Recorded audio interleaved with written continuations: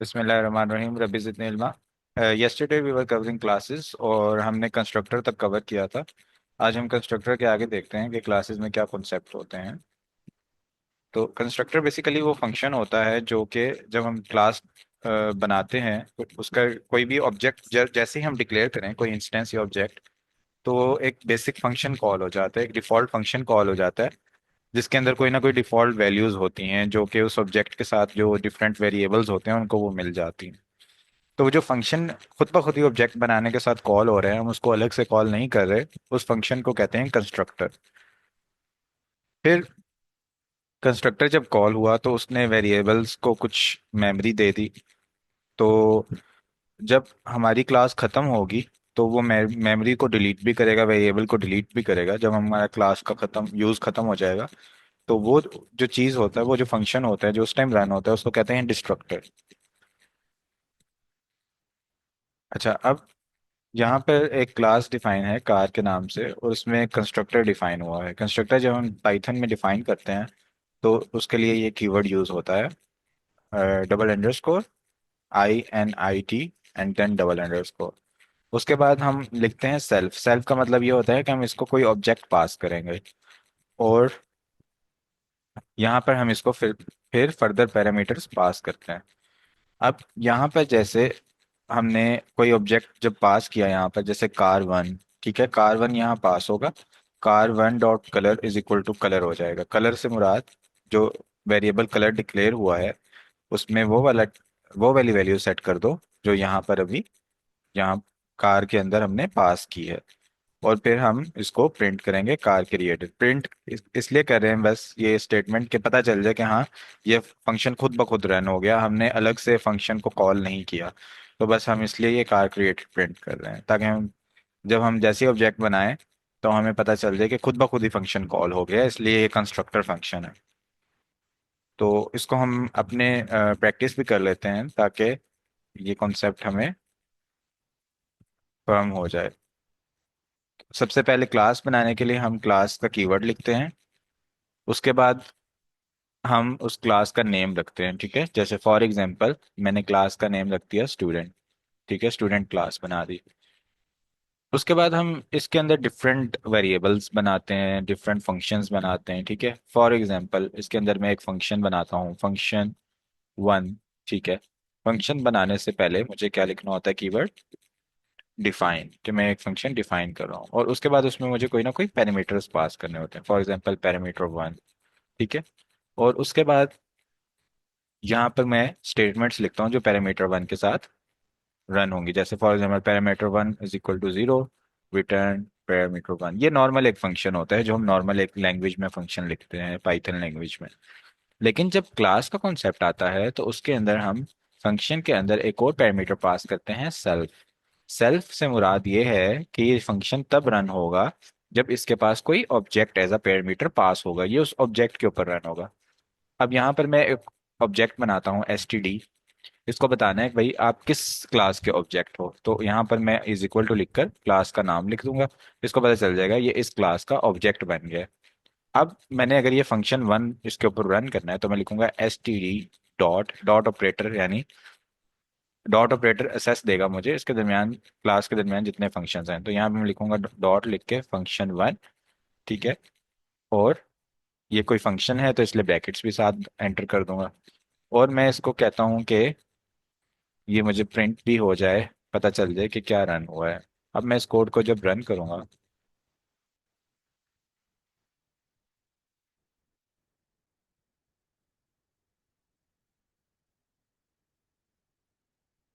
तो यहाँ पर आया है कि आर्गुमेंट आपने पास नहीं किया, ठीक है। पैरामीटर 1 पास आपने नहीं किया, कोई आपने पैरामीटर पास करना था जो यहाँ आप डिफाइन कर रहे हो, ठीक है। तो यहाँ पर मैं इसको पैरामीटर पास करता हूँ और यहाँ पे मैं लिख देता हूँ कि जो आपको पैरामीटर पास हुआ है उसके इक्वल आप कर दो इस वैल्यू को और आप ये वैल्यू रिटर्न कर दो, ठीक है। तो यहाँ मैं पैरामीटर पास करता हूँ इसको 5। अब इसको मैंने रन किया तो क्या हुआ कि ये ऑब्जेक्ट ने फंक्शन कॉल किया, इसके अंदर पैरामीटर गया, पैरामीटर के साथ ये STD भी गया। STD का मतलब यहाँ आ गया STD, इसको पता चल गया कि STD वाले ऑब्जेक्ट के अंदर मैंने काम करना है। पैरामीटर में ये 5 की वैल्यू आई, वेरिएबल इज इक्वल टू 5, और ये इस तरह से इसने बना दिया। अब इसके अलावा मैं एक और ऑब्जेक्ट बनाता हूँ std1, और ये भी इसी क्लास का ऑब्जेक्ट है, स्टूडेंट क्लास का। ठीक है। अब जब मैं करूंगा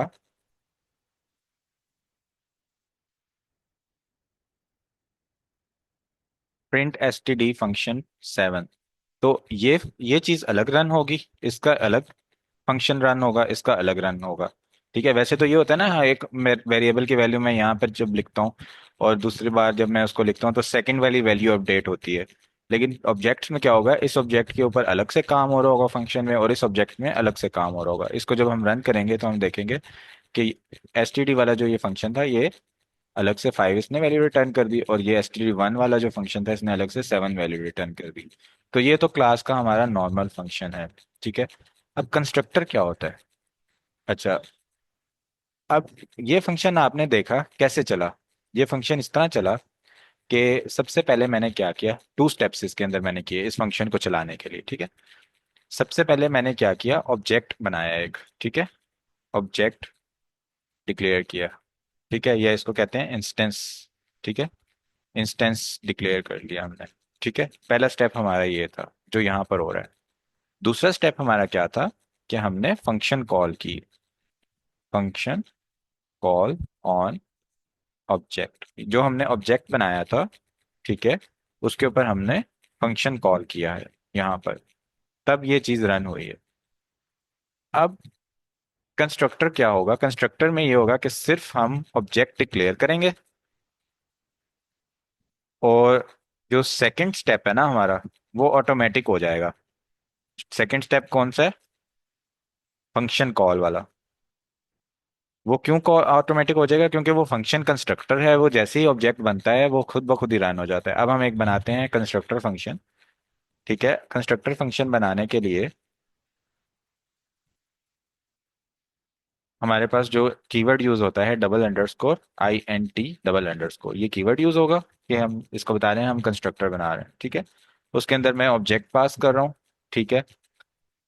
और साथ में मैं अगर पैरामीटर पास करना चाहूँ या ना भी करना चाहूँ, फॉर एग्जांपल मैं पास नहीं करता, और मैं एक वेरिएबल बना देता हूँ, वेरिएबल इज इक्वल टू 5, और प्रिंट वेरिएबल। ठीक है। अब मैं क्या करूँगा, अब मैं सिर्फ एक ऑब्जेक्ट बनाऊंगा यहाँ पर।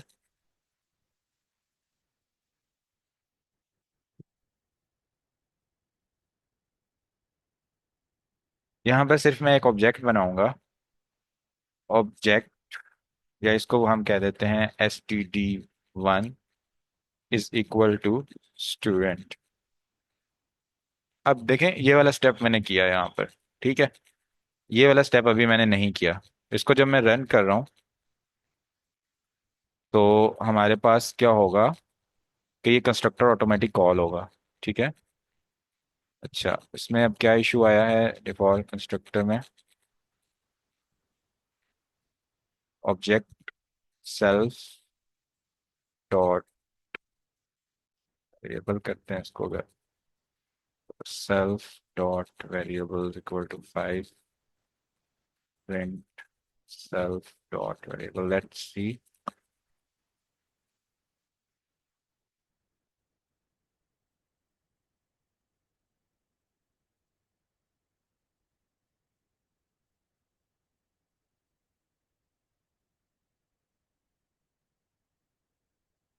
अच्छा, हमारा ये वेरिएबल इसने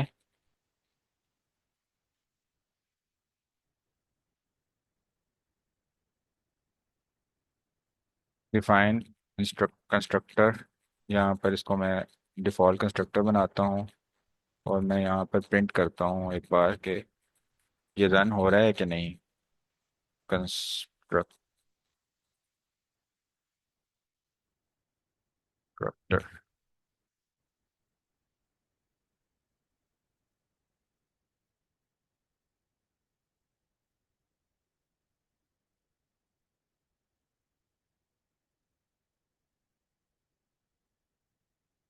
यानी इसको पैरामीटर पास करें, लेकिन ये डिफॉल्ट भी रन होना चाहिए without parameters.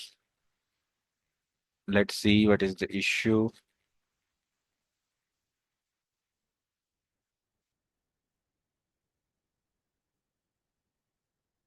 Student one object बनाया, या यहाँ पे भी मैं एक ऑब्जेक्ट बना रहा हूँ स्टूडेंट, तो इसको प्रिंट होना चाहिए कंस्ट्रक्टर, लेकिन ये प्रिंट नहीं कर रहा।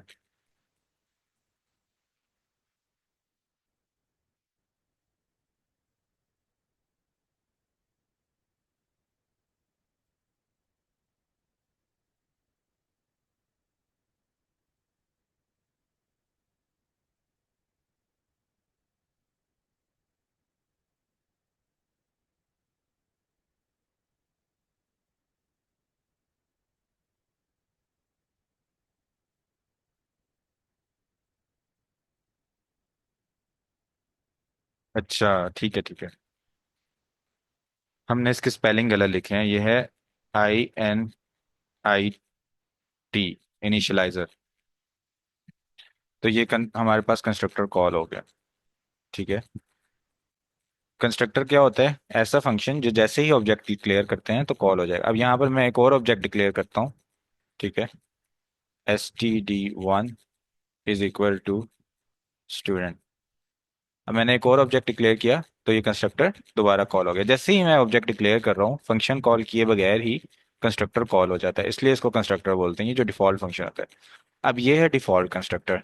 अब इसके अंदर मैं पैरामीटर्स भी पास कर सकता हूँ, यानी जब मैं ये ऑब्जेक्ट बना रहा हूँ, ठीक है, ऑब्जेक्ट बनाते हुए मैं क्या करूँ, यहाँ पर कोई ना कोई आर्गुमेंट भी पास कर दूँ। ठीक है। फॉर एग्जांपल, जैसे ये स्टूडेंट क्लास है, तो अब मैं यहाँ पे इसको कहता हूँ कि आपके पास ना स्टूडेंट का नेम भी साथ में आएगा। तो आपने क्या करना है कि std name is equal to, जो आपके पास नेम आएगा उसके इक्वल कर देना है आपने, और फिर प्रिंट कर देना है आपने std नेम। अब ये एक बन गया है पैरामीटराइज्ड कंस्ट्रक्टर। ठीक है। अब यहाँ पर मैं इसको नेम पास करता हूँ हमजा।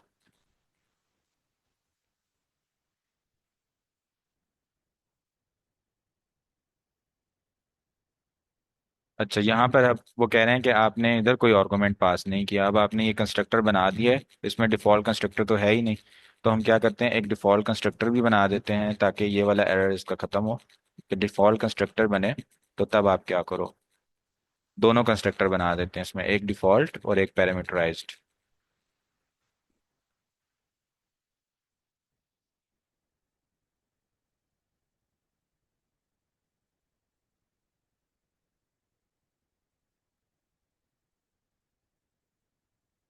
अब क्या है, student INT missing one position argument name STD student.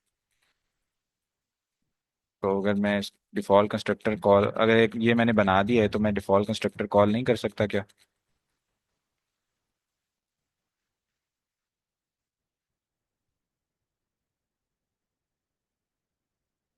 तो अब यहाँ पर आपने देखा कि ये बन गया है एक पैरामीटराइज्ड कंस्ट्रक्टर। ठीक है। जो कि कहाँ बना, ये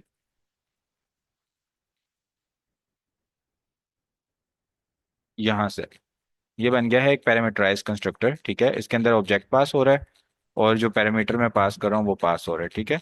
और मैंने एक वेरिएबल बना दिया कि ये पैरामीटर जो आ रहा है ये इस वेरिएबल में स्टोर करो, और फिर इस वेरिएबल को प्रिंट कर दो। तो ये एक पैरामीटराइज्ड कंस्ट्रक्टर है जो पैरामीटर लेगा। ठीक है। और ये जो कंस्ट्रक्टर हमारा है ये है डिफॉल्ट कंस्ट्रक्टर, ये कोई पैरामीटर नहीं लेता। ठीक है। और अगर हम इसको कमेंट करें और ये वैल्यू यहाँ से डिलीट करें, इसका मतलब है डिफॉल्ट कंस्ट्रक्टर के ये मतलब कोई वैल्यू नहीं लेगा और ऐसे ही रन हो जाएगा।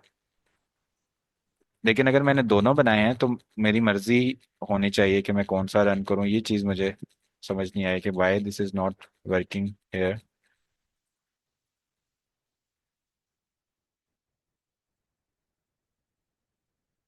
इसने बाद वाला कंस्ट्रक्टर जो है उसको एग्जीक्यूट किया है, पहले वाले को नहीं किया। पहले वाला रन हुआ है जब, तो उसके बाद उसने बाद वाले को रन कर दिया है। यानी एक से ज़्यादा कंस्ट्रक्टर हम नहीं डाल रहे, इसको हम चैट जीपीटी से पूछते हैं कि हम एक से, वैसे दूसरी प्रोग्रामिंग लैंग्वेजेस में होता है कि हम एक से ज़्यादा कंस्ट्रक्टर भी डाल सकते हैं।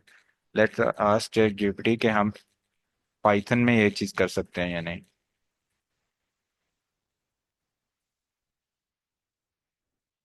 सर आपने उसको आर्ग्यूमेंट में दिया था parameter.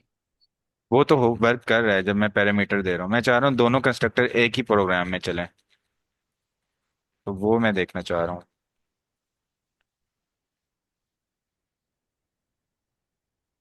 Can I add both default and parameterized constructor in Python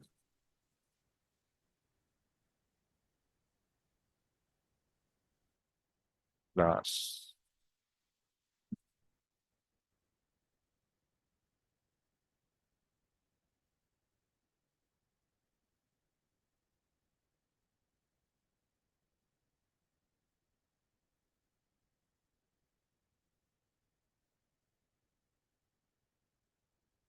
Yes, you can add both. However, does not support method overloading in traditional sense, meaning you cannot define multiple with same name, but you can simulate this behavior using default argument by using conditional logic inside single method. Okay. अच्छा, वैसे क्या होता है, जैसे C plus plus language होती है उसमें ना हम डिफरेंट फंक्शंस बना देते हैं। ठीक है, जैसे एक ये बनाया, फिर एक और बनाया, फिर एक और बनाया, जैसे मैं यहाँ बनाने की कोशिश कर रहा था। लेकिन वो कह रहे हैं पाइथन में ऐसे नहीं है। पाइथन में आप क्या करते हैं, बस एक ही फंक्शन बनाते हैं, और उसके बाद उस फंक्शन में आप डिफाइन कर देते हैं, कंडीशनल एक लॉजिक डाल देते हैं यहाँ पर, जिससे उसको पता चल जाता है कि अगर तो आपके पास कोई आर्गुमेंट ना आए फिर आप ये करो, और कोई आर्गुमेंट आए तो ये करो। यानी आप कंडीशन बना देते हैं उसमें। एक साथ डिफरेंट फंक्शंस लिख के वो वाला काम नहीं होता, बल्कि कंडीशन डाल के होता है। तो यानी हम इन दोनों में से एक काम एक टाइम पे कर सकते हैं। यहाँ हम डिफॉल्ट कंस्ट्रक्टर बना सकते हैं, या हम पैरामीटराइज कंस्ट्रक्टर बना सकते हैं। तो ये पैरामीटराइज कंस्ट्रक्टर बनाया है जब मैंने, तो मुझे इसको पैरामीटर पास करना होगा। ठीक है।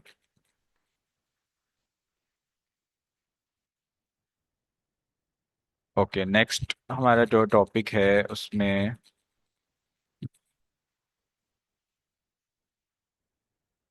यहाँ पर भी अब एक पैरामीटराइज कंस्ट्रक्टर बना हुआ है। एक वेरिएबल पहले क्लास में बन जाता है सिटी स्कूल के नाम से, फिर एक कंस्ट्रक्टर बना है। ठीक है, उसके अंदर दो पैरामीटर्स हैं, नेम एंड आईडी। तो वो कह रहा है कि जब ये नेम पास हो तो नेम सेल्फ नेम को आप इस ऑब्जेक्ट के नेम को आप इस नेम के इक्वल कर दो जो पास हुआ है, और सेल्फ की जो आईडी है उसको इस आईडी के इक्वल कर दो जो पास हुई है। ठीक है। तो अब जैसे हमने ये जो ऑब्जेक्ट डिक्लेयर किया उसमें हमने नेम भी पास कर दिया और आईडी भी पास कर दी।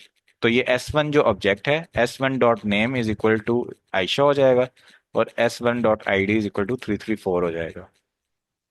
इसी तरह यहाँ पर है कि हम एक ऑब्जेक्ट डिक्लेयर कर रहे हैं एक और, उसमें अब S2 के अंदर जो नेम होगा वो फातिमा हो जाएगा, और S2 के अंदर जो आईडी होगी वो 567 हो जाएगी। लेकिन जो स्कूल नेम है वो हम चेंज नहीं कर रहे यहाँ पर। ठीक है। तो जो स्कूल नेम होगा वो इसके लिए भी सिटी स्कूल ही आएगा, और इसके लिए भी सिटी स्कूल ही आएगा। मेथड्स फंक्शन का दूसरा नाम है कि जो हम फंक्शंस लिख रहे होते हैं किसी क्लास के अंदर, वही उन्हीं को मेथड्स बोलते हैं। ठीक है। अब जैसे यहाँ पर ये फंक्शन है, ये एक मेथड है, ये ग्रुप एक मेथड है। ठीक है। ये कंस्ट्रक्टर है, और ये नॉर्मल एक मेंबर मेथड है, ये मेंबर फंक्शन है। तो ये किस लिए होते हैं कि हम फॉर एग्जांपल हमारा कोई डाटा है, कोई वेरिएबल नेम है, उसकी वैल्यू हम चेंज करना चाहते हैं, कोई वैल्यू अपडेट करना चाहते हैं, तो ये उसके लिए यूज होता है। ठीक है। कि हम कोई वैल्यू इधर सेल्फ में हम जब पास करेंगे कोई वैल्यू, ठीक है, तो वो यहाँ पर हम आगे कोड लिख देंगे कि वो वैल्यू आप अपडेट कर दो। या फिर हम कोई चीज़ प्रिंट करना चाहते हैं कि ग्रुप इस ऑब्जेक्ट का पास करें, जो ये ऑब्जेक्ट है इसका ग्रुप पास करें, और हम यहाँ डिफाइन कर देंगे कि अगर group dot name is equal to this then print this. यानी डिफरेंट तरीके से हम फंक्शंस को एग्जीक्यूट कर सकते हैं। ये जो फंक्शंस होते हैं इनको मेंबर्स कह सकते हैं। फंक्शंस हम कुछ भी कर सकते हैं, कोई डाटा अपडेट करना है, किसी वैल्यू के साथ कुछ करना है। ठीक है, फॉर एग्जांपल हम एक क्लास बनाते हैं। ठीक है। और उस क्लास का नाम रखते हैं हम, अम, जैसे कैलकुलेटर बना सकते हैं जो एडिशन सब्ट्रैक्शन करे। और इसके अलावा क्या क्लास बना सकते हैं, कैलकुलेटर की क्लास बना के देख लेते हैं। कैलकुलेटर की क्लास है। ठीक है। इसके अंदर अब क्या हुआ कि अब मैं इसको बताता हूँ कि आपके अंदर एक फंक्शन है, या बल्कि आप एक कंस्ट्रक्टर बनाते हैं। ठीक है। जो कि प्रिंट कर दे कि ये कैलकुलेटर क्लास है। ठीक है। जैसे ही ये क्लास का ऑब्जेक्ट कोई बनाए उसके पास ये चीज़ लिखी आ जाए कि ये कैलकुलेटर क्लास है। ठीक है।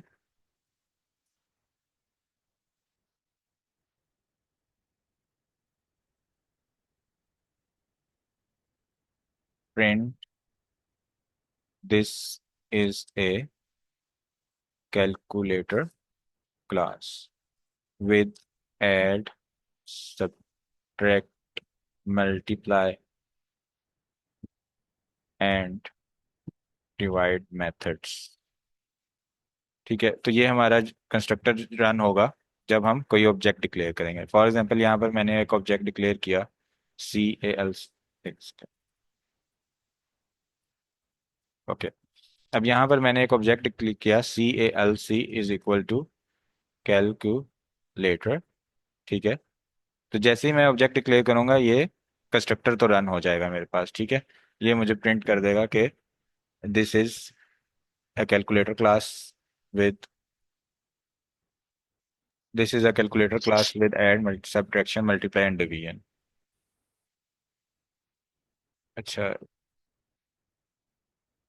Thank you ma'am for correction. ये मुझे पता नहीं मैं क्यों बार बार गलत लिख रहा हूँ, और मुझे ये होता है कंस्ट्रक्टर क्यों नहीं रन हुआ। अच्छा। अब हम इसके अंदर एक फंक्शन बनाते हैं। ठीक है, जो कि एडिशन करेगा। एडिशन का फंक्शन है। इसको एक ऑब्जेक्ट के दो पैरामीटर पास होंगे A B। ठीक है। और ये हमारे पास रन करेगा, रिटर्न करेगा A+B। ठीक है। और एक और फंक्शन हम बनाते हैं सब्ट्रैक्शन का। ठीक है, इसके पास भी दो ऑब्जेक्ट पास होंगे। A B कह लेते हैं या CD कह लेते हैं, चलो इसको CD। अगर मैं A B कर दूं फिर भी कोई फर्क नहीं पड़ता।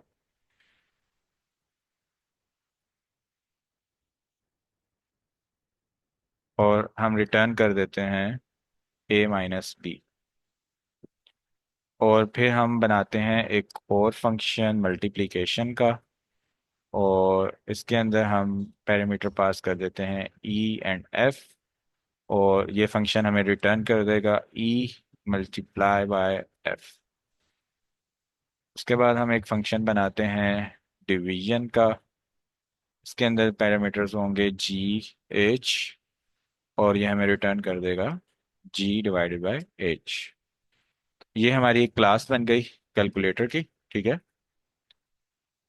अब ये प्रिंट हो गया मेरे पास, this is a calculator class with add, subtract, multiplication and division methods. ठीक है। अब मैं यहाँ पर ये क्लास मेरे पास अगर छुपी भी हुई है, मुझे मेथड्स पता है। ठीक है। अब मैं क्या कर सकता हूँ, जो मैंने ऑब्जेक्ट बनाया उसके साथ डॉट ऑपरेटर लगाऊंगा, फिर फंक्शन का नाम लिखूंगा, फिर उसको दो वैल्यूज दे दूंगा। ठीक है। तो ये क्या करेगा, 5 और 4 को ऐड कर देगा। और मैं इसके साथ लगा दूंगा प्रिंट, कि आप इसको प्रिंट भी कर दो स्क्रीन पर कि क्या वैल्यू आती है। ठीक है। तो ये प्रिंट हो जाएगा 9। अब इसी तरह मैं बाकी फंक्शंस भी इसके क्लास के रन कर सकता हूँ। जैसे यहाँ पर मैं लिख देता हूँ सब्ट्रैक्ट, और यहाँ पर मैं लिख देता हूँ मल्टीप्लाई, एंड यहाँ पे मैं लिख देता हूँ डिवाइड। और यही वैल्यूज हम देखें अगर, तो हमने क्या किया है, name A is not defined. Okay, यहाँ पर हमने गलती से A-B लिख दिया, इसको हम करेंगे C-D। जो हम पैरामीटर पास कर रहे हैं प्लेस होल्डर में वही हम लिखेंगे। तो ये हमारे पास कोड रन हो गया कैलकुलेटर का। यहाँ ऐड कर दिया इसने, यहाँ इसने सब्ट्रैक्ट कर दिया, यहाँ पर मल्टीप्लाई और यहाँ पर divide. Thank you ma'am Amna for correction. अच्छा, ये हमने देख लिया अब कैसे डिफरेंट मेथड्स बनाते हैं। प्रैक्टिस भी हमने कर ली है। ठीक है। यहाँ पर एवरेज का एक बना हुआ है। ठीक है, कि आपके पास डिफरेंट वैल्यूज आएंगी, उनकी आप एवरेज निकाल दें। अच्छा, ये देख लेते हैं कि बिल्डिंग ब्लॉक्स क्या होते हैं। ठीक है। एब्स्ट्रैक्शन जैसे हमने देखा कि कॉम्प्लेक्स कोड को हम हाइड कर रहे हैं, जैसे हमने ये सारा कोड लिखा कैलकुलेटर का, तो यूजर से हम ये छुपा देंगे। उसको बस हम ये बता देंगे ऐड कर लो, ये इस तरह सब्ट्रैक्ट कर लो, मतलब सारा कोड उसको बताने की जरूरत नहीं। इनकैप्सुलेशन का ये मतलब है कि ये सारी चीजें मैंने एक जगह इकट्ठी करके लिख दी एक क्लास, कैलकुलेटर क्लास के अंदर। ठीक है। और यूजर से मैंने छुपाई हुई है, इस वजह से वो इसके अंदर कोई एडिट वगैरह नहीं कर सकता। इनहेरिटेंस का मतलब है कि इस क्लास से मैं फर्दर क्लासेस बना सकता हूँ जिसके अंदर यही सेम क्वालिटीज दोबारा से आ जाएंगी। पॉलीमॉर्फिज्म का मतलब है कि इसके अंदर में कुछ फर्दर अगर चेंज करना है, यानी ये डिवाइड का फंक्शन खत्म करना है, या कोई और क्लास में मैंने एक स्क्वायर रूट का फंक्शन भी है ऐड करना है, तो मैं डिफरेंट चीजें ऐड सब्ट्रैक्ट कर सकता हूँ क्लास में से। तो ये पॉलीमॉर्फिज्म होता है। अच्छा, अब इसको भी देख लेते हैं यहाँ पर। जैसे हमारे पास ये क्लास है प्रैक्टिस, इसका एक कंस्ट्रक्टर बन गया जिसके अंदर नेम आ रहा है और मार्क्स आ रहे हैं। और सेल्फ ऑब्जेक्ट जो यहाँ पर बना है S1, self dot name is equal to name हो गया, self dot marks is equal to marks हो गए। अच्छा, अब एवरेज में वो क्या कर रहा है कि सबसे पहले वो sum is equal to zero ले रहा है for I in self dot marks. जो यहाँ पर मार्क्स उन्होंने दिए हैं डिफरेंट, 99, 88 और 90, इनके ऊपर वो लूप चला रहा है। पहले 99 को ले रहा है, वो सम में ऐड कर रहा है, फिर 88 को सब में ऐड कर रहा है, फिर 90 को सब में ऐड कर रहा है, फिर वो प्रिंट कर रहा है your average score is some divided by 3। तो ये यहाँ दिखाना चाह रहे हैं कि हमने ये इतना सारा जो कोड लिखा, जब हम एग्जीक्यूशन का टाइम आया तो हमने बस इसको कंस्ट्रक्टर को ये चीजें वैल्यूज पास कर दी, ठीक है, और हमने बस फंक्शन कॉल कर दिया इसके ऊपर गेट एवरेज का, और वो हमारी एवरेज रिटर्न हो गई। तो ये कॉन्सेप्ट आ गया हमारे पास एब्स्ट्रैक्शन का।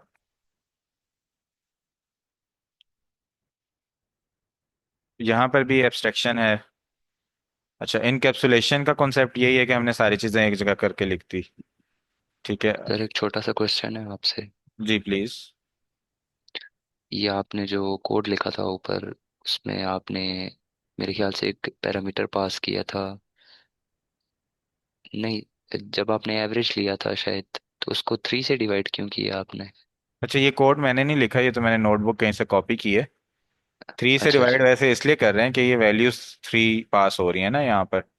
वैसे हम अच्छा। ये भी वैसे हम ये भी कर सकते हैं कि हम ये जो पास हुआ है ना, ठीक है, इस कोड को जी बल्कि जी। हम मॉडिफाई कर लेते हैं कि हमारे पास ना एक, वैसे 3 से इसलिए डिवाइड कर रहे हैं वो इसके अंदर, क्योंकि यहाँ पर हमारे पास वैल्यूज 3 पास हो रही हैं, ठीक है। फॉर एग्जाम्पल हम कहते हैं कि हमें नहीं पता कितनी वैल्यूज पास होंगी, तो उस लिहाज से हम कोड बनाए ना। तो उसके लिए हम क्या कर सकते हैं कि हमारे पास ये जो वैल्यू पास हो रही है यहाँ पर मार्क्स की वैल्यू, ठीक है, तो ये एक लिस्ट है ना। तो हम क्या करते हैं, for I in self dot marks, ये रन हो रहा है यहाँ पर। और साथ साथ हम क्या करते हैं कि एक वैल्यू भी डिक्लेयर कर लेते हैं, n plus is equal to 1। यानी जैसे जैसे उसके अंदर वैल्यू ऐड होती जाए, तो एक काउंट भी होता रहे कि वो कितनी वैल्यूज हो गई, और यहाँ पर फिर हम एन कर देते हैं। तो इस तरह से क्या होगा कि अगर मेरे पास 3 से ज्यादा वैल्यूज आएंगी, तो वो साथ साथ देखता जाएगा कितनी वैल्यूज हो गई हैं। पहली वैल्यू आएगी 1, फिर 2, फिर 3, फिर 4। 4 वैल्यूज आएंगी तो वो 4 से डिवाइड कर देगा, 6 आएंगे 6 से जी। डिवाइड कर। Thank you sir. Okay, welcome. अच्छा, अब इनहेरिटेंस में क्या होता है कि हमारे पास एक क्लास बनी हुई है पर्सन, तो हम उस पर्सन क्लास से एक और क्लास बना सकते हैं स्टूडेंट, क्योंकि स्टूडेंट में भी कुछ क्वालिटीज ऐसी होंगी जो पर्सन में होती हैं। जैसे कोई बंदा होता है, उसका कोई नाम होता है, ठीक है, तो स्टूडेंट का भी कोई नेम होता है। तो यही चीज ये यहाँ पे दिखाना चाह रहे हैं कि पर्सन क्लास में अगर मैंने कोई चीज इंक्लूड कर दी है ना, नेम, अभी ये तो सिर्फ नेम है ना, बहुत सारी चीजें हो सकती हैं। जैसे मैंने कल एग्जांपल दी, कार होते हैं ना, कार के मॉडल, व्हील्स, कलर। अब वो टोयोटा में भी वही चीजें हैं, सुजुकी में भी वही चीजें हैं। तो सब क्लासेस हम चाइल्ड क्लासेस बना सकें, ठीक है। तो ये हमने एक क्लास बनाई, उसका कंस्ट्रक्टर या कोई भी फंक्शन बनाए हुए हैं, ठीक है, जिसके अंदर नेम पास हो रहा है। पैरामीटराइज कंस्ट्रक्टर है ये। और एक हमारे पास प्रोग्राम का ये मेथड है इंट्रोड्यूस, कि जब हम ये फंक्शन कॉल करेंगे इंट्रोड्यूस, तो वो लिख देगा माय नेम इज, जो हमने ये पैरामीटर में ऑब्जेक्ट डिक्लेयर किया हुआ करते हुए वहां एंटर किया होगा, वही यहाँ पर प्रिंट हो जाएगा, ठीक है। तो चाइल्ड क्लास बनाने का कॉन्सेप्ट है बेसिकली इस कोड में कि हम क्या करेंगे, क्लास का वर्ड लिखेंगे, उसके बाद अपनी क्लास का नाम लिखेंगे, और उसके आगे जिस क्लास का हमने उसको बनाना है चाइल्ड। वैसे तो हम क्लास लिखने के बाद बस ये ब्रैकेट्स नहीं लिखते, इस तरह हम क्लास बनाते हैं। फिर हम क्या करेंगे, पेरेंथेसिस डालेंगे, और उसके अंदर जो पेरेंट क्लास है उसका नाम लिख देंगे जहां से हमने चीजें कॉपी करनी है, ठीक है। अब क्या होगा कि इस क्लास के भी मैंने फंक्शंस फर्दर बना दिए, ठीक है। जैसे इसके अंदर सेल्फ, नेम और रोल नंबर, ठीक है। तो अब क्या होगा कि ये रोल नंबर तो मैं यहाँ से लूंगा इससे, ठीक है, सेल्फ डॉट रोल नंबर, लेकिन नेम के साथ मैं क्या करूंगा, नेम के साथ मैं ये करूंगा कि जो पेरेंट क्लास थी उसका नाम लिखूंगा, डॉट लिख के उसका कंस्ट्रक्टर कॉल कर दूंगा यहाँ पे। यानी वैसे हम फंक्शन कॉल करते हैं ना, तो हम क्लास का नाम लिखते हैं या ऑब्जेक्ट का नाम लिखते हैं, ठीक है, ऑब्जेक्ट का नाम लिख के डॉट लगा के फंक्शन का नाम लिख देते हैं। यहाँ पर मैं क्या करूँगा, क्लास का नाम लिखूंगा, ठीक है, और उसके बाद फंक्शन की जगह कंस्ट्रक्टर लिख दूंगा, और कंस्ट्रक्टर जो यहाँ पर कॉल हो रहा था वही कंस्ट्रक्टर यहाँ पर कॉल होगा। तो क्या होगा कि जब कोई बंदा पर्सन के अंदर नेम स्टोर करेगा, वही वाला नेम मेरे पास इस क्लास के अंदर भी आ जाएगा। और इसके बाद इसके जो मैंने अलग से जो भी फंक्शंस बनाने हैं वो बना लूंगा। तो ये बेसिकली हमारे पास इनहेरिटेंस का कॉन्सेप्ट होता है। इसको दो थोड़ा सा प्रैक्टिस करके देख लेते हैं कि हमने एक क्लास बनाई कार, ठीक है। अब उस क्लास के अंदर क्या है, हमारे पास एक कंस्ट्रक्टर है जिसके अंदर हमारे पास पैरामीटर पास हो रहे हैं, सेल्फ, मॉडल, ईयर, कलर, ठीक है। ये हमारे पास डिफरेंट पैरामीटर्स पास हो रहे हैं। और हम कर देते हैं self dot model is equal to model, जो इस टाइम पास हुआ है वो इस ऑब्जेक्ट में स्टोर कर दो। Self dot year is equal to year, और self dot colour is equal to colour. तो अब क्या हुआ, इस कंस्ट्रक्टर ने ये सारी चीजें इस क्लास की डिफाइन कर दी, ठीक है। अब हम एक और क्लास बनाते हैं जिसका नाम है टोयो, फॉर एग्जाम्पल टोयोटा, या हम हमजाज कार, ठीक है। तो यहाँ पे मैं लिख देता हूँ क्लास हमजा कार, ये मैंने एक बना ली, ठीक है। अब है तो गाड़ी ही उसकी, और उसका कोई ना वो मॉडल ईयर और यही चीजें होंगी, ठीक है। तो मैं चाहता हूँ मैं अलग से ये चीजें ना लिखूं, बस अपनी गाड़ी की कुछ खसूसियात हैं वो इस क्लास में डिफाइन करूं। तो मैं क्या करूंगा, पेरेंट क्लास का यहाँ नाम लिख दूंगा, ठीक है। और अपना कंस्ट्रक्टर जब बनाया मैंने, ठीक है, अपना कंस्ट्रक्टर बनाया उसके अंदर मैंने लिख दिया कि ये डिफॉल्ट कंस्ट्रक्टर है। और उसके अंदर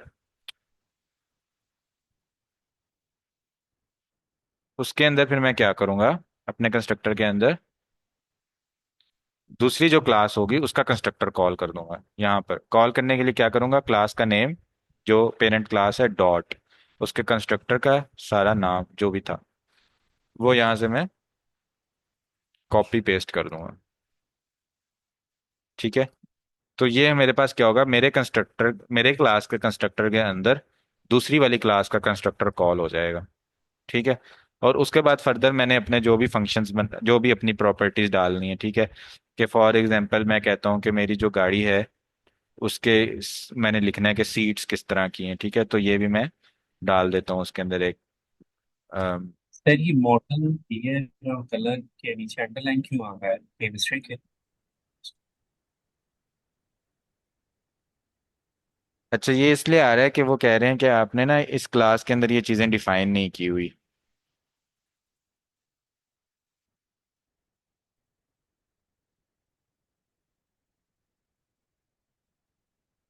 जैसे यहाँ नेम के नीचे नहीं आ रहा, लेकिन यहाँ पर इसके नीचे आ रहा है।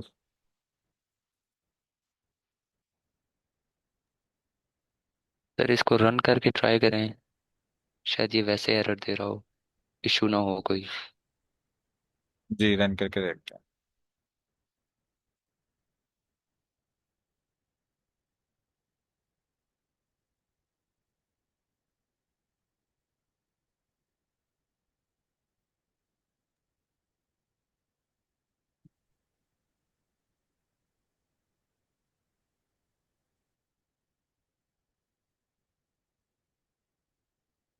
अच्छा, ये अभी तक हम कुछ कर रहे थे वो हमने कंप्लीट नहीं किया, इसको डिलीट करते हैं, सिर्फ इसको देखते हैं।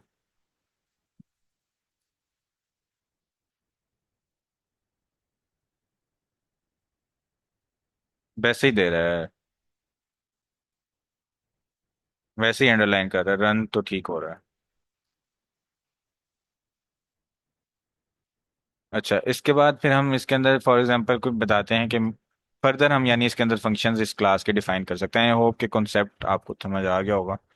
अच्छा, पॉलीमॉर्फिज्म में क्या है कि मैंने एक क्लास बनाई एनिमल, ठीक है, उसके अंदर मैंने लिख दिया कि ये एनिमल जो है ये कुछ साउंड जनरेट करता है, वो ये इसका मैंने एक बिहेवियर फंक्शन डिफाइन कर दिया। अब चाइल्ड क्लास नई डॉग। अब डॉग जो है वो भी कोई ना कोई साउंड तो मेक कर रहा है, ठीक है। तो अब मैं क्या कर रहा हूँ यहाँ पर कि ये वाला जो फंक्शन है यही यहाँ पर कॉपी कर रहा हूँ और उसको चेंज भी कर रहा हूँ साथ साथ। यानी यहाँ पर तो लिखा हुआ है some generic element sound, animal sound, लेकिन यहाँ पर मैं इसको चेंज करके वुफ कर रहा हूँ। इसी तरह यहाँ पर मेक साउंड मैंने एडिट किया कैट में और यहाँ पर मैंने चेंज कर दिया, ठीक है। तो पॉलीमॉर्फिज्म में क्या हो रहा है कि वही वही फंक्शंस डिफरेंट क्लासेस के मैं ऐड कर रहा हूँ। मतलब एक पेरेंट क्लास है, उसके वो फंक्शन चाइल्ड क्लासेस में ऐड कर रहा हूँ और उसको साथ साथ चेंज भी कर रहा हूँ। पॉलीमॉर्फिज्म का मतलब यही होता है, चेंज इन शेप, साइंस में जो यूज होता है, ठीक है। तो अब क्या होगा कि ये एनिमल्स जो हैं यहाँ पर ये डिक्लेयर हो गया, ठीक है। एक मतलब ये क्लास डॉग, कैट और एक मेन जो क्लास है एनिमल, ठीक है। और यहाँ पर एक लूप चलकर बस उसको वो रन कर रहा है, पहले ये इसको रन कर रहा है डॉग को, फिर कैट को, फिर एनिमल को।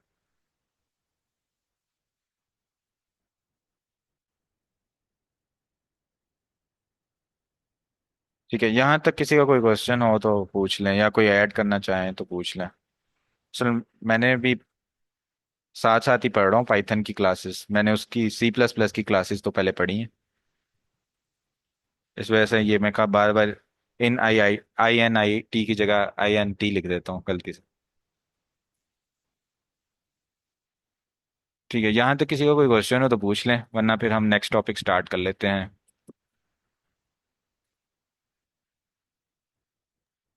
अच्छा अ, नेक्स्ट। सर जी सर बेसिकली कल मुझे बाद में पता चला था कि कल डिस्कस होगा क्लास में। जी जी। मैंने थोड़ा रिकॉर्डिंग में देखा। सर इसका जनरलाइज्ड आइडिया दे सकते हैं ये कहाँ पर है और किन केसेस में यूज होता है? ऊप जो का कॉन्सेप्ट जनरल कैसे यूज होता है? मतलब किस केसेस में यूज होता है ये? अच्छा मतलब कौन ये। सी कंडीशंस में हम लूप जी जी। यूज कर रहे होते हैं? क्लासेस डिफाइन या ज्यादा कॉम्प्लेक्स जब कोडिंग करते हैं तब यूज करते हैं, या कोई और रीजन होता है? ऊप का कॉन्सेप्ट ना आजकल हर जगह यूज होता है। मतलब ये पहले क्या होता था, पहले जो प्रोग्रामिंग होती थी ना या कोई ऑपरेटिंग सिस्टम भी होते थे, उसमें अगर आपने देखा हो कि शुरू शुरू में जो ऑपरेटिंग सिस्टम होता है ना उसमें टर्मिनल होता था, उसी टर्मिनल में हम कोड रन करते थे। जैसे कोई विंडो इंस्टॉल करनी है या कुछ कॉपी करना है, तो हम कोई फोल्डर में हमने डायरेक्टरी में जाना है तो सीडी लिख के हम फोल्डर का नाम लिखते थे, तो उस फोल्डर में जाते थे। फिर उसके बाद हमने कॉपी करना होता था तो हम उसको कॉपी का कोई मतलब कमांड्स कर करके हम ऑपरेटिंग सिस्टम रन कर रहे होते थे। इसी तरह कोई सॉफ्टवेयर रन करना होता था या कोई भी हमने एक्शन परफॉर्म करना होता था ना, तो जिसने वो प्रोग्राम बनाया होता था ना वो हमें कोड दे देता था कि आपने जो भी काम करना है ना, इसके लिए ये 20 लाइन्स का कोड है, आपने ये बस अपना डेटा के ऊपर ना ये 20 लाइन्स का कोड रन कर देना है, ठीक है। वो हमें कोड देता था, हम वो रन कर देते थे।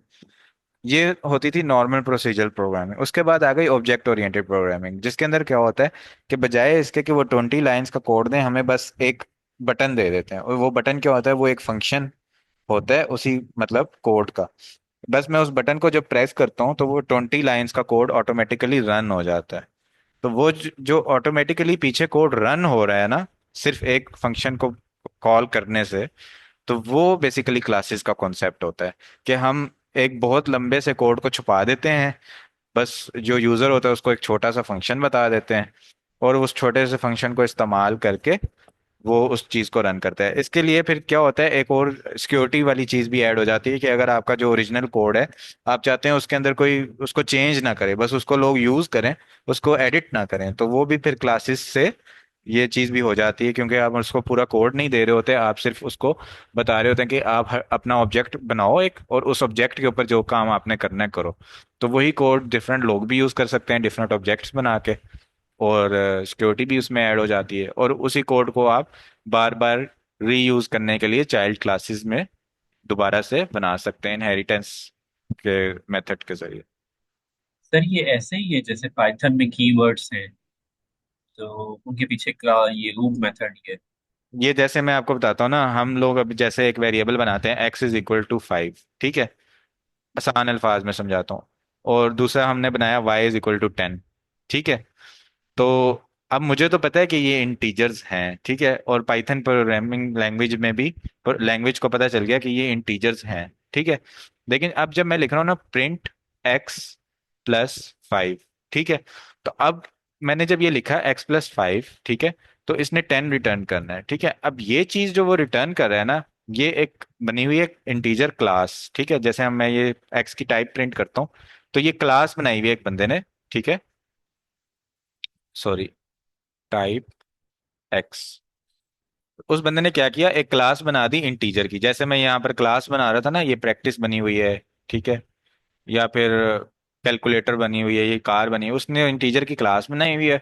और उसके अंदर डिफरेंट मेथड्स उसने डिफाइन किए हैं कि ये दरमियान में प्लस आए तो आपने क्या करना है, दरमियान में डिवाइड आए तो क्या करना है। इसी तरह अब जिस बंदे ने स्ट्रिंग की क्लास बनाई है ना, उसने क्या किया कि फॉर एग्जांपल मैं यहाँ पे लिखता हूँ हमजा। ठीक है। और यहाँ पे मैं लिखता हूँ बेग। तो अब जिस बंदे ने ये वाली क्लास बनाई है ना, उसने क्या किया है कि उसने प्लस की जगह क्या कर दिया कि जब प्लस आए ना, तो आप क्या करो, इन दोनों चीजों को इकट्ठा जोड़ के लिख दो। ठीक है। तो अब ये इस उसने क्या किया है, स्ट्रिंग क्लास के अंदर इसको एक स्ट्रिंग क्लास में उसके अंदर डिफाइन कर दिया कि ये प्लस जब आए तो आपने क्या करना है। इसी तरह अब एक लिस्ट है हमारे पास। ठीक है। लिस्ट 1 = 1 2 3 4 5। ठीक है। अब एक बंदा था, उसने क्या किया, लिस्ट की क्लास बना दी। ठीक है। तो अब हम पहले इसकी टाइप प्रिंट कर लेते हैं कि ये कौन सी क्लास की टाइप है। ठीक है। तो ये टाइप हमारे पास आ जाएगी लिस्ट। अब उसने क्या किया, इस लिस्ट के ना डिफरेंट फंक्शंस बना दिए। ठीक है। अब उसने बस हमें दे दिए कि जब आप करोगे ना सॉर्ट लिस्ट, ठीक है, तो आपके पास जो लिस्ट है वो सॉर्ट हो जाएगी। ठीक है। और जब आप करोगे क्या कहते हैं लेंथ लिस्ट, तो अब आपके पास क्या आ जाएगा, लेंथ आ जाएगी लिस्ट की। सर लिस्ट वन लिखें, आपने लिस्ट सिर्फ में। लिस्ट लिखा। ठीक है। जब मैं लेंथ लिखूंगा तो मेरे पास क्या आ जाएगा, लिस्ट की लेंथ आ जाएगी। ठीक है। इससे पहले सॉर्ट भी रन नहीं हुआ था क्या? जब मैं सॉर्ट लिखूंगा तो मेरे पास लिस्ट सॉर्ट हो जाएगी। अच्छा, sort is not defined. Sort के लिए मुझे कोई लाइब्रेरी शायद इंक्लूड करनी पड़ती हो उसको यूज करने के लिए। ठीक है। या कुछ का कोई और। सॉर्टेड, हाँ सॉर्टेड है इसका। ठीक है। सॉर्टेड करूंगा तो ये लिस्ट सॉर्ट हो जाए। जैसे फॉर एग्जांपल मैं इसको थोड़ा आगे पीछे करके लिख देता हूँ ताकि पता चले ये सॉर्ट हो भी रही है या नहीं।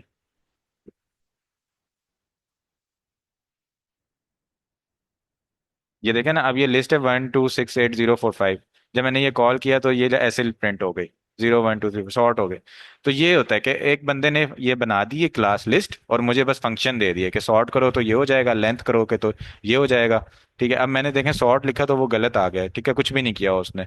तो वो बंदा मुझे बता भी देगा कि मैंने ये फंक्शन इस तरह डिफाइन किए हुए हैं, सॉर्ट का फंक्शन ऐसे डिफाइन किया हुआ है, अगर आपने लेंथ निकालनी है लेंथ का फंक्शन ऐसे डिफाइन किया हुआ है। तो बेसिकली ये होता है, इसलिए होता है कि आप पूरा कोड अगले बंदे को देने के बजाय ना बस फंक्शन एक दे देते हैं कि जब आप इस टाइप से कोई भी चीज डिक्लेयर करोगे ना, उसके ऊपर जब आपने कोई फंक्शन करना है तो मैंने वो फंक्शन बनाए हुए हैं, बस आपने उसको इस तरह से कॉल कर देना है। बाकी जो पूरा कोड है वो उस बंदे की जिम्मेदारी है, उसने अपनी क्लास में कैसे बनाया हुआ है।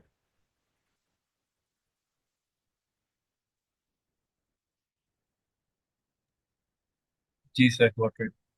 ठीक है। इसमें कोई और अगर ऐड करना चाहें।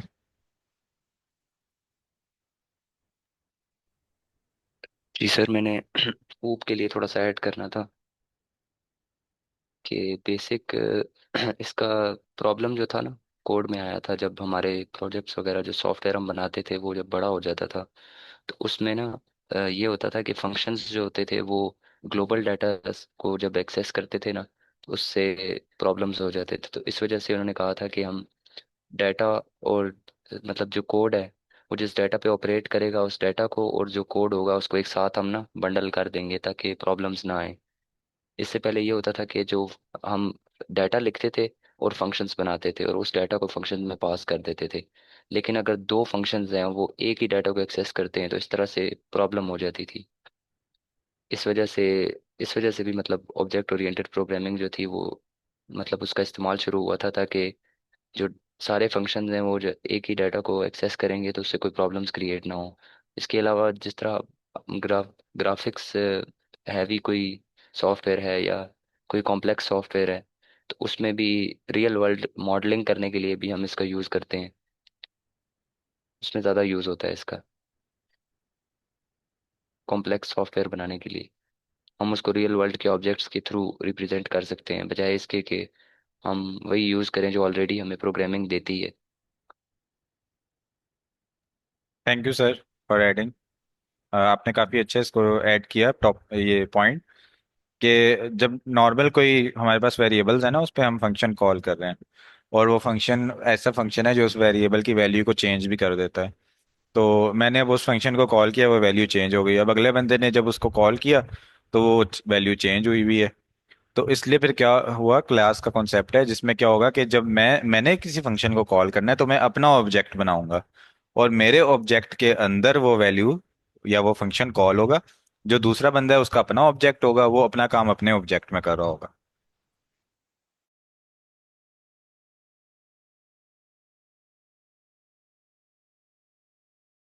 अच्छा, हम नेक्स्ट कौन सा टॉपिक कर रहे हैं? पार्टिसिपेंट से मैं ले लेता हूँ उनका इनपुट। नमपाई को हम स्टार्ट कर लें, क्योंकि कल हमारा लास्ट सेशन है। तो नमपाई कवर कर लें आज और कल।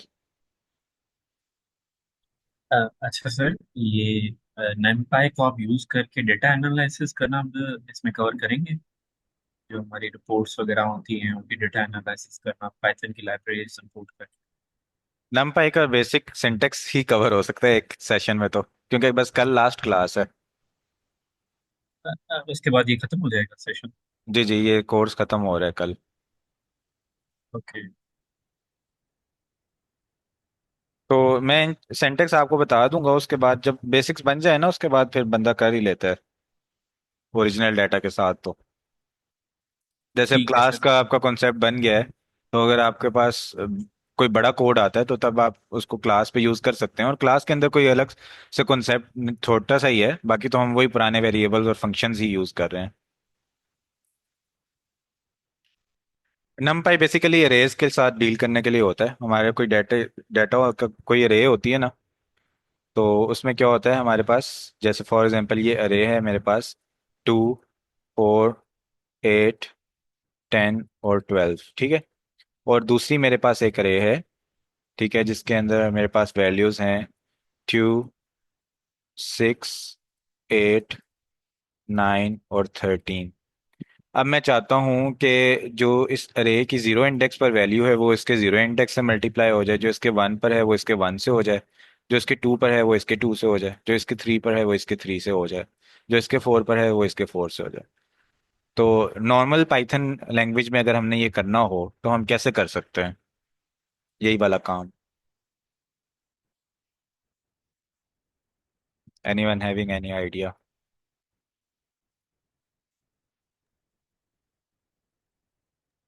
नॉर्मल में सर हम लिस्ट्स का यूज़ करेंगे, क्योंकि पाइथन में एरे का तो कोई ऑब्जेक्ट होता ही नहीं है। ठीक है, मतलब वो अरे का कॉन्सेप्ट हम इस तरह से ही पाइथन में भी कर लेते हैं कि वो उसी लिस्ट को हम कहते हैं कि चलें ये अरे ही है जो हमने बनाई। जैसे मैं ये बना रहा हूँ ना, ठीक है, तो मैं इस प्रोग्राम में लिख देता हूँ कि ये A R R 1, तो ये मतलब मैंने एक समझ लें कि एक अरे बना दी है, ठीक है। और ये बन गई अरे 2, ठीक है। तो अब मुझे बताएं कि मैंने इन दोनों के ना जीरो इंडेक्स वाले को आपस में मल्टीप्लाई करना है, 1 वाले को आपस में, 2 वाले को आपस में, 3 वाले को आपस में, 4 वाले को आपस। तो मैं कैसे कर सकता हूँ? सबसे पहले तो हम ये सोचते हैं ना कि जब हमने अरे के अलग अलग एलिमेंट्स को देखना हो तो हम कैसे देखते हैं, क्या चीज यूज करते हैं? मे बी सर हम लूप यूज़ करेंगे, नेस्टेड लूप। एग्जैक्टली exactly, हम लूप यूज करते हैं, ठीक है। हम एक लूप चलाते हैं अरे 1 पर, ठीक है, और उसी इंडेक्स को यूज करते हुए अरे 2 पर चलाते हैं, ठीक है। और फिर हम कहते हैं कि अरे 1 0 मल्टीप्लाई बाय अरे 2 0, और अगली बार अरे 1 1 मल्टीप्लाई बाय अरे 2 1, यानी पहले जीरो इंडेक्स आपस में मल्टीप्लाई कर देते हैं। यानी इसको मैं कर भी लेता हूँ, for I in range length अरे 1। लेंथ अरे 1 से क्या होगा कि जीरो रेंज में क्या होता है, जीरो से लेके जो हम नंबर देते हैं उसके एक पीछे तक जाता है, ठीक है। अब यहाँ पर अरे 1 की लेंथ है 1 2 3 4 5, तो ये 5 से एक पीछे तक जाएगा यानी 4 तक जाएगा। तो ये 0 1 2 3 4 यही यहाँ पर इंडेक्स बनते हैं, ठीक है। तो अब मैं कहता हूँ for I in range length अरे 1, ठीक है। और मैं कर देता हूँ कि अरे 1 का जो इंडेक्स आई है उसको आप मल्टीप्लाई कर दें अरे 2 के आई इंडेक्स से, ठीक है। और इसको फॉर एग्जांपल मैं किसी एक और अरे के अंदर सेव कर देता हूँ या जो भी करता हूँ, ठीक है। तो इस तरह से मैं इसको रन कर सकता हूँ। नॉर्मल पाइथन लैंग्वेज में ये होता है, लेकिन फॉर एग्जांपल मेरे पास ये अरे जो है ना, ये 5 एलिमेंट्स की नहीं है बल्कि 1000 एलिमेंट्स की है। या हमारे पास मशीन लर्निंग में क्या होता है, डिफरेंट डाटा होता है, ठीक है। अब डाटा के अंदर है ना, डिफरेंट वैल्यूज डालते हैं, उस डाटा को हम थोड़ा सा चेंज करते हैं, ठीक है, ताकि उसी डाटा को मैं डिफरेंट एक स्केलर के साथ मल्टीप्लाई करके और थोड़ा सा मतलब डाटा बढ़ जाएगा मेरा, ठीक है। यानी एक ये लिस्ट है, मैंने ये लिस्ट फीड की अपने मशीन लर्निंग में। अब इसको मैंने 3 से मल्टीप्लाई किया, एक और लिस्ट बन गई, वो भी मैंने ऐड कर दी। 5 से मल्टीप्लाई किया, वो भी ऐड कर दिया। मतलब डाटा बढ़ाने के लिए भी मैं ये काम कर रहा होता हूँ, या डाटा डाटा का आउटपुट सही लाने की प्रिसाइज लाने के लिए भी मैं ये काम कर रहा होता हूँ। तो नॉर्मली क्या हो रहा होता है कि एक फॉर लूप चलता है बारी बारी सारे आइटम्स पर, ठीक है। और पहले ये मल्टीप्लाई होगा, फिर फॉर लूप आगे मूव करेगा, ये चीज मल्टीप्लाई होगी, फिर वो आगे मूव करेगा, ये चीज होगी, एंड सो ऑन, ठीक है। ये चलता जाएगा ऐसे। तो अगर ये चीज अगर हम करने पे आए और हम एआई में ये काम करें, मशीन लर्निंग में, यहाँ पर हमारे पास थाउजेंड्स ऑफ वैल्यूज हैं, तो एल्गोरिदम ट्रेन होना तो अलग की बात, ये अरे मल्टीप्लाई होने में ही मेरा इतना टाइम लग जाएगा। तो इस चीज को टैकल करने के लिए एक भाई थे हमारे, उन्होंने नमपाई लाइब्रेरी बना दी। नमपाई में उन्होंने एक ऐसा कोड बना दिया कि जो उसी टाइम पर सारी चीजों को एक ही टाइम पर मल्टीप्लाई करता है। यानी बजाय आई का लूप चलाने के बजाय बारी बारी सब इंडेक्स के ऊपर उसी टाइम पर, यानी उसी 1 सेकंड के अंदर अंदर, या जितने भी वो टाइम है, इंस्टेंटेनियसली सारी जो इंडेक्सेस हैं उनको, इंडाइसेस को एक ही टाइम पर आपस में मल्टीप्लाई करके फौरन से वैल्यू रिटर्न कर देता है। ये बस नमपाई का यूज है, ठीक है। यहां तक किसी को कोई क्वेश्चन हो तो पूछ लें। क्लियर है सर। Clear, okay. 2 मिनट्स रह गए, ठीक है। तो हम बस एक क्या करते हैं कि सिर्फ एरे बना के देख लेते हैं नमपाई में बनती कैसे। सर कल की क्लास। सॉरी, दोबारा रिपीट कर दें, आपकी वॉइस इंटरप्ट हो गई थी।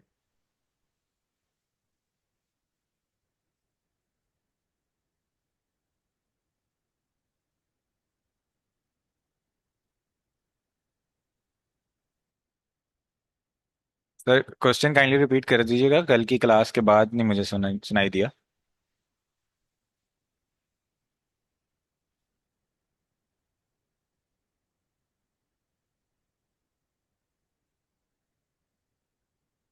आप ये कहना चाह रहे हैं कल की क्लास में स्टार्ट कर लें नमपाई को?